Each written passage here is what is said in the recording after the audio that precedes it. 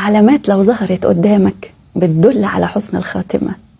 سألت عن العلامات دي في يوم من الأيام؟ طب رتبت نفسك لليوم ده؟ لأنه جاي مفيش محال منه. ربنا يحسن ختامنا جميعا، اللهم أمين يا رب العالمين. من العلامات اللي لفتت انتباهي رشح الجبين. يقول النبي صلوات الله عليه: المؤمن يموت بعرق الجبين. يعني أنا لما أشوف حد قابل وجه كريم جبهته عرقانة، يعني ده حسن خاتمة؟ أيوة، حسن خاتمة. ربنا يحسن ختامنا جميعا. بيحكي شاب مغسل أموات بيقول: دخلت أغسل راجل كبير، لقيت جبهته عرقانة، فاستبشرت خير لأني عارف حديث سيدنا النبي.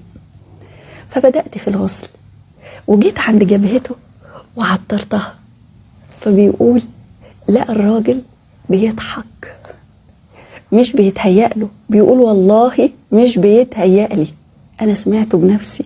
بيقول والله مش بيتهيألي. الراجل ابتسم ابتسامة كده واسنانه بانت. هو الراجل ده كان شايف ايه؟ الراجل اللي مات على حسن خاتمة ده كان شايف ايه؟ ربنا يحسن ختامنا جميعا، اللهم امين يا رب العالمين. بس انا عايزه اقول لكم انه رتب لليوم ده. معنى انه يوصل لحسن الخاتمة يعني رتب لليوم ده. انت بقى بترتب لليوم ده ولا الدنيا واخداك لهياك؟